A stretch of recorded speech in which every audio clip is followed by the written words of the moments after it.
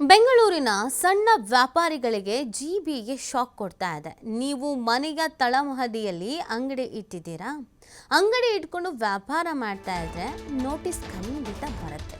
ಯಾಕೆ? ರಾಜಧಾನಿ ಬೆಂಗಳೂರಿನಲ್ಲಿ ಅನಧಿಕೃತ ಉದ್ದಿಮೆದಾರರ ಮೇಲೆ ಕ್ರಮ ಕೈಗೊಳ್ಳಬೇಕು ಅಂತ ಪ್ಲಾನ್ ಮಾಡ್ಕೊಂಡಿದ್ದಾರೆ. ಜಿಬಿಎಯಿಂದ ನಿಯಮಬಾಹಿರ ಉದ್ದಿಮೆದಾರರ ವಿರುದ್ಧ ಕ್ರಮಕ್ಕೆ ಇದೀಗ ಪ್ಲಾನ್ ಮಾಡ್ಕೊಳ್ತಾ ಇರೋದು.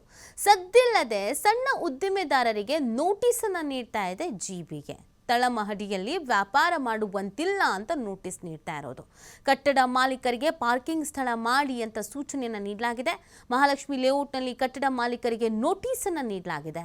ತಳಮಹಡಿ ಸೈಬರ್ ಸೆಂಟರ್ ಇಟ್ಕೊಂಡಿದ್ದ ಮಾಲೀಕನಿಗೆ ನೋಟಿಸ್ ಅನ್ನು ನೀಡಲಾಗಿದೆ. ಸೊ ನೋಡಿ, ಆಲ್ಮೋಸ್ಟ್ ಬೆಂಗಳೂರಲ್ಲಿ ನಿಮ್ಗೆ ಹೆಂಗಿರುತ್ತೆ ಅಂತಂದ್ರೆ, ಒಂದು ಸ್ವಂತ ಮನೆ ಇದೆ ಅಂತಂದ್ರೆ ಕೆಳಗಡೆ ಒಂದು ಶಾಪ್ನ ಮಾಡ್ಕೊಂಡಿರ್ತಾರೆ. ಕಾರಣ ಬಾಡಿಗೆ ಬರುತ್ತೆ, ವ್ಯಾಪಾರಕ್ಕಾಗತ್ತೆ, ಬಿಸ್ನೆಸ್ ಮೈಂಡ್ ಅಲ್ವಾ.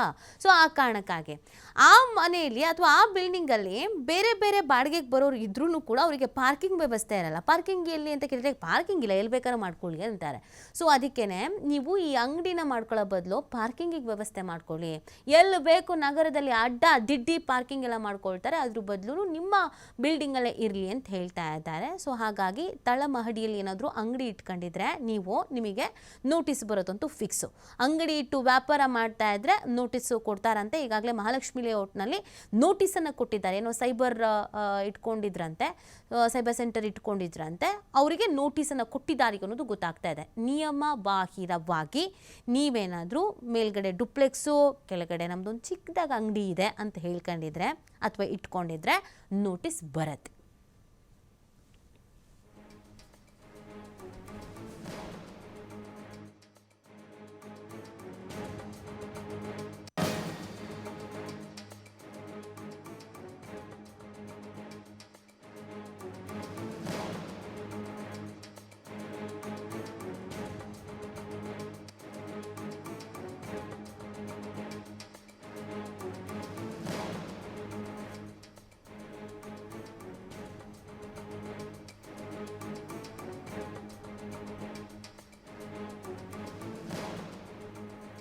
ಮಾಹಿತಿ ನೀಡ್ತಾರೆ ನಮ್ಮ ಪ್ರತಿನಿಧಿ ಗಣೇಶ್.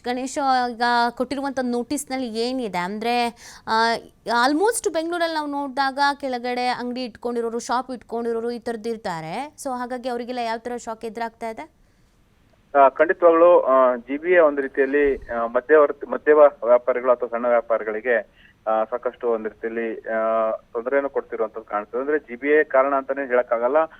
ಮನೆಯ ಮಾಲೀಕರು, ಕಟ್ಟಡದ ಮಾಲೀಕರು ಏನು ಬಾಡಿಗೆ ಕೊಟ್ಟಿರ್ತಾರೆ, ಅದು ಸೈಬರ್ ಉದ್ಯಮಗಳಾಗಿರುವಂತದ್ದು, ಜೆರಾಕ್ಸ್ ಅಂಗಡಿಗಳಾಗಿರುವಂತದ್ದು, ಹಾಗೇನೆ ಏನು ಡ್ರೈವಿಂಗ್ ಲೈಸೆನ್ಸ್ ಗಳಂತ ಚಿಕ್ಕ ಚಿಕ್ಕ ಶಾಪ್ಸ್ ಗಳನ್ನ ಇಟ್ಕೊಂಡಿರ್ತಾರೆ. ಅಂದ್ರೆ 1000 ಸ್ಕ್ವೇರ್ ಫೀಟ್ ಒಳಗಡೆ ಇಟ್ಕೊಂಡಂತಹ ಶಾಪ್ಸ್ ಗಳು ಯಾವ್ದಿರ್ತವೆ ಅದೆಲ್ಲದಕ್ಕೂ ಕೂಡ ಈಗ ನೋಟಿಸ್ ಅನ್ನ ಸರ್ವ್ ಮಾಡುವಂತದ್ದು. ಅದರಲ್ಲೂ ಕೂಡ ಬೇಸ್ಮೆಂಟ್ ಗಳಲ್ಲಿ ಇರುವಂತಹ ಅಂಗಡಿಗಳು ಏನಿರ್ತವೆ, ಸೈಬರ್, ಆಮೇಲೆ ನೋಟ್ರಿ ಇಟ್ಕೊಡುವಂತವ್ರು, ಹಾಗೇನೆ ಈ ತರ ಒಂದು ಜೆರಾಕ್ಸ್ ಅಂಗಡಿಗಳನ್ನ ಇಟ್ಕೊಂಡಂತವ್ರು ಎಲ್ಲರೂ ಕೂಡ ಈಗ ನೋಟಿಸ್ ಅನ್ನು ನೀಡುವಂತ ಪ್ರಕ್ರಿಯೆ ಆಗ್ತಾ ಇದೆ.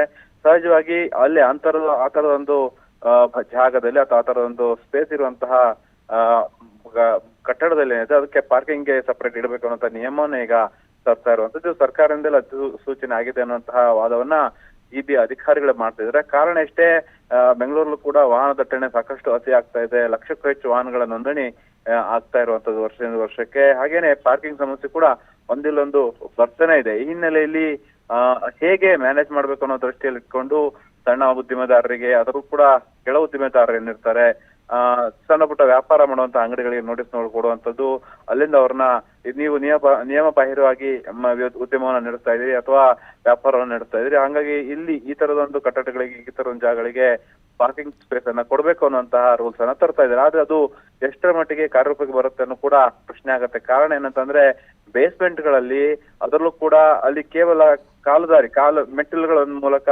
ಹೋಗುವಂತ ಜಾಗವನ್ನು ಮಾತ್ರ ಮಾಡಿಟ್ಟು ಕೆಳಗಡೆ ಪರ್ಟಿಕ್ಯುಲರ್ಲಿ ಅಂಗಡಿ ಮಾಲೀಕರು, ಮಳಿಗಾರರು, ಅದ್ರಲ್ಲೂ ಕೂಡ ಸಣ್ಣ ಉದ್ದಿಮೆದಾರರು, ಹೊಲಿಗೆನ ಮಾಡುವಂತವ್ರು, ಟೈಲರಿಂಗ್ ಮಾಡುವಂತವ್ರು, ಹಾಗೇನೆ ಈ ತರ ಜೆರಾಕ್ಸ್ ಅಂಗಡಿಗಳು, ಹಾಗೇನೆ ಬೇರೆ ಬೇರೆ ಸಣ್ಣ ಸಣ್ಣ ವ್ಯಾಪಾರಿಗಳು ಮಾಡುವಂತಹ ಜಾಗಗಳಿಗೆ ಮಾತ್ರ ಮೀಸಲಿಡುವಂತಹ ಜಾಗಗಳಲ್ಲಿ ಹೇಗೆ ಕಾರ್ ಪಾರ್ಕಿಂಗ್ ಅನ್ನ ಉಪಯೋಗ ಮಾಡಬೇಕು, ಹೇಗೆ ಅದನ್ನ ಸ್ಪೇಸ್ ಅನ್ನು ಬಳಕೆ ಮಾಡಬೇಕು ಅನ್ನೋದು ಕೂಡ ಈಗ ಕಟ್ಟಡ ಮಾಲೀಕರಿಗೆ ಪ್ರಶ್ನೆ ಇರುವಂತದ್ದು. ಈ ತರದ ಒಂದು ನೋಟಿಸ್ ಎಲ್ಲೋ ಒಂದು ರೀತಿಯಲ್ಲಿ ಸಣ್ಣ ಉದ್ದಿಮೆದಾರರನ್ನ ಟಾರ್ಗೆಟ್ ಮಾಡ್ತಾ ಇರುವಂತ ಪ್ರಶ್ನೆ ಈಗ ವ್ಯಕ್ತವಾಗ್ತಾ ಇರುವಂತದ್ದು.